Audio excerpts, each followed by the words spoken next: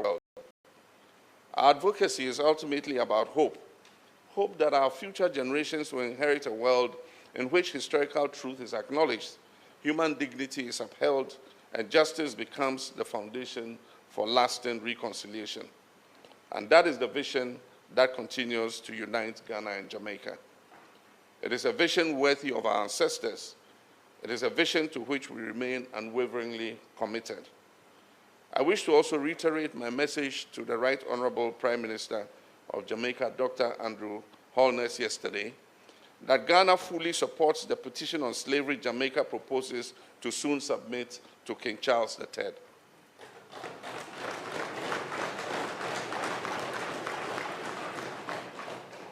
Right Honorable Prime Minister, Madam Speaker, Right Honorable President, honorable members, while we must never forget the injustices of history, neither must we allow them to imprison us.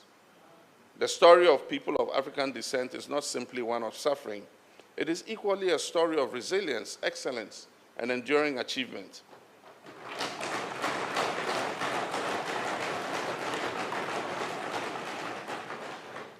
It is a story of civilizations that advanced human knowledge, of freedom fighters who challenged oppression, of innovators who expanded the frontiers of science and technology, of artists whose creativity enriched global culture, and of statesmen and women who inspired nations to believe in the possibilities of freedom and self-determination. Few countries have contributed to this legacy I describe more profoundly than Jamaica.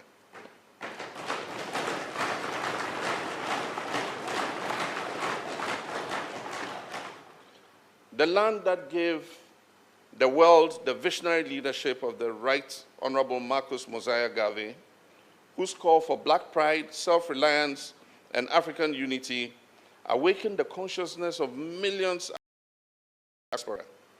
His ideas inspired generations of Pan-African leaders, including our own founding father, President Osagyefo Dr. Kwame Nkrumah, who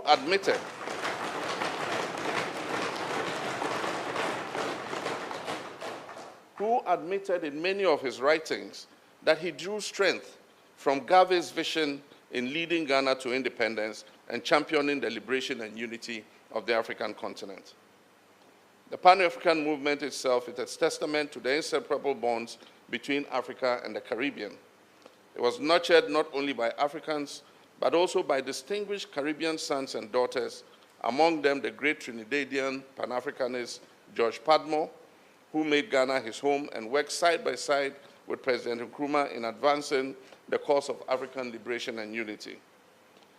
These towering figures remind us that the freedom of Africa and the Caribbean has always been a shared enterprise.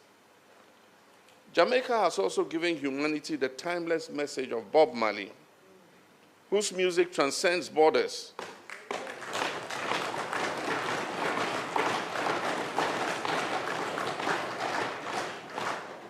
And whose voice became a universal anthem for freedom, justice, and human dignity.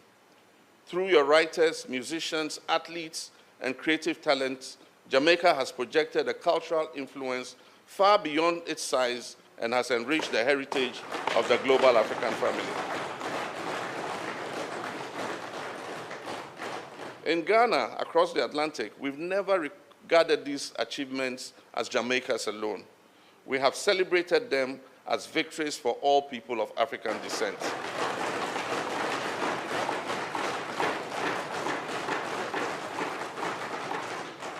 Today, although we live under different flags and may speak with different accents, we remain united by a common heritage and an interconnected destiny.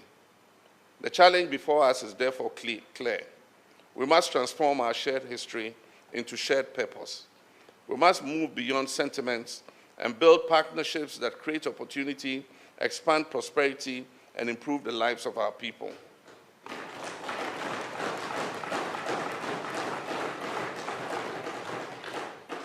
And as our first president, Dr. Kwame Nkrumah, reminded us, and I quote, he says, "The forces that unite us are intrinsic and greater than the superimposed influences that keep us apart.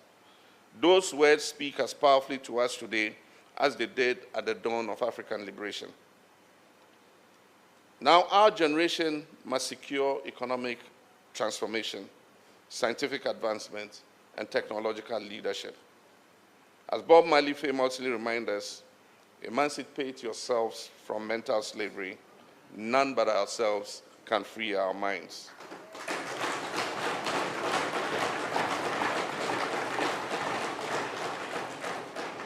The liberation of the African mind remains one of the defining tasks of our generation. It demands confidence in our own institutions.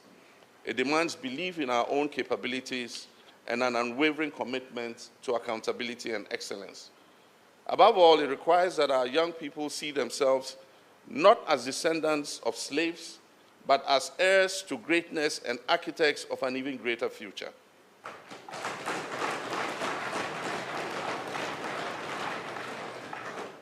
Madam Speaker, Right Honorable President, honorable members, the 21st century presents Africa and the Caribbean with an historic opportunity.